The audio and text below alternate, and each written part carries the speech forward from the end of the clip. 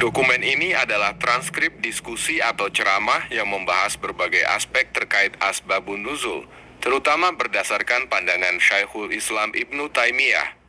Diskusi ini terbagi dalam 10 pertanyaan utama yang membahas metodologi, pentingnya memahami asbabun nuzul, perbedaan pendapat, contoh kasus, serta beberapa isu terkait seperti wahyu, tempat turunnya Al-Quran, pengumpulan Al-Quran, dan urutan surat dalam Al-Quran.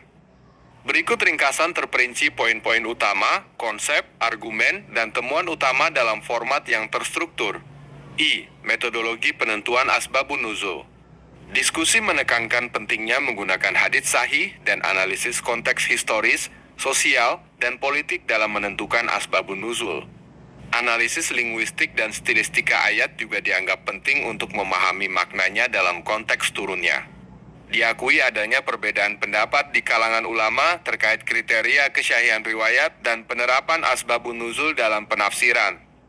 2. Pentingnya memahami asbabun nuzul. Pemahaman asbabun nuzul sangat penting untuk menghindari penafsiran yang keliru dan memahami konteks historis turunnya ayat. Ini membantu menerapkan ayat dalam konteks yang tepat dan mencegah penafsiran yang menyimpang. 3. Wahyu dan penurunan Al-Quran. Diskusi membahas berbagai cara wahyu disampaikan kepada Nabi Muhammad SAW, termasuk melalui suara, perantara malaikat Jibril, dan penglihatan. Penjelasan rinci diberikan tentang bagaimana wahyu itu diterima, termasuk pengalaman fisik Nabi SAW dan proses transkripsi. Dipaparkan perbedaan pendapat tentang apakah wahyu diterima secara langsung dari Allah atau melalui perantara Jibril. 4. Tempat dan waktu turunnya Al-Quran. Diskusi membahas apakah Al-Quran diturunkan secara sekaligus atau bertahap. Disebutkan bahwa Al-Quran diturunkan secara bertahap, baik di langit maupun di bumi, dalam berbagai periode. Diskusi juga menyoroti perbedaan pendapat tentang apakah Al-Quran sudah ada sejak azali di Lauh Mahfuz. V. Pengumpulan dan pembukuan Al-Quran. Diulas tentang proses pengumpulan dan pembukuan Al-Quran setelah wafatnya Nabi Muhammad SAW, menekankan peran para sahabat dalam mengumpulkan ayat-ayat. Diperdebatkan tentang apakah Al-Quran sudah ada dalam bentuk tertulis sebelum wafatnya Nabi. Disebutkan adanya himpunan ayat-ayat di beberapa media sebelum disusun secara lengkap. VI. Urutan surat dan ayat dalam Al-Quran. Diskusi membahas tentang urutan surat dalam Al-Quran.